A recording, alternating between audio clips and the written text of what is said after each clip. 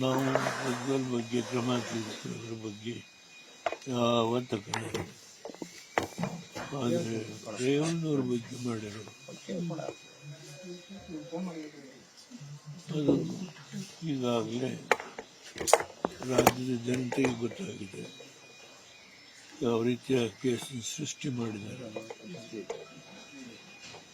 ಒಂದು ಕೇಸ್ ಮುಗಿದು ಬೇಲ್ ಕೊಟ್ಟಿದ್ದಾರೆ, ಇನ್ನೊಂದು ನಾಡಿದ್ದು ಜಡ್ಜ್ಮೆಂಟ್ ಇದೆ. ಅದು ಕೂಡ ಹೇಗೆ ನಡೀತು ಅನ್ನೋದ್ರ ಬಗ್ಗೆಯೂ ನಾನು ಮಾತಾಡಲಿಕ್ಕೆ ವಿಶ್ಲೇಷಣೆ ಮಾಡಲ್ಲ. ಆದರೆ ಕುಮಾರಸ್ವಾಮಿಯವರು ಖಂಡತುಂಡವಾಗಿ ಈ ಘಟನೆಯ ಬಗ್ಗೆ ಯಾರನ್ನೂ ಸ್ಪೇರ್ ಮಾಡಬೇಕಾಗಿಲ್ಲ ಹೇಳಿದ್ದಾರೆ. ನೀವು ಸುಮಾರು 1 ತಿಂಗಳಿಂದ ಇಲ್ಲಿ ಏನು ಸರ್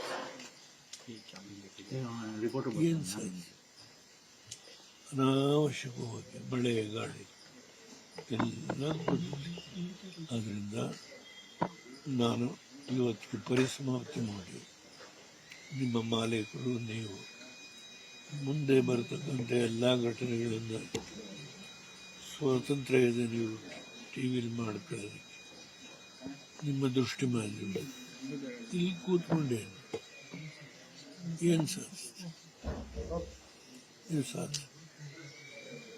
ದಯಮಾಡಿ ಕುಮಾರಸ್ವಾಮಿಯವರು ಈ ವಿಷಯದಲ್ಲಿ ಯಾವುದೇ ಒಂದು ಚ್ಯುತಿ ಇಲ್ಲದ ರೀತಿ ಯಾರು ಸಂಬಂಧಪಟ್ಟವರಿದ್ದಾರೋ ಎಲ್ಲರ ಮೇಲೂ ಕ್ರಮ ಇನ್ಕ್ಲೂಡಿಂಗ್ ಅದರಿಂದ ಇವತ್ತು ನನ್ನ 92ನೇ ಹುಟ್ಟುದ ಸಂದರ್ಭದಲ್ಲಿ ಪರಿಸಮಾಪ್ತಿ ಮಾಡಿ ನಿಮ್ಮ ಮಾಲೀಕರಿಗೂ ವಿನಂತಿ ಮಾಡ್ತೀನಿ. ನೀವು ದಿನ ಕಾದು ಅನವಶ್ಯಕವಾಗಿ ನಿಮಗೆ ನಾವೇನು ಒಂದು ಮಾತಾಡಲಿಲ್ಲ. ನಾನಂತೂ ಒಂದು ಮಾತಾಡಿ ಯಾರೂ ಮಾತಾಡಿಲ್ಲ. ಬರ್ತಾರೆ ಹೋಗ್ತಾರೆ.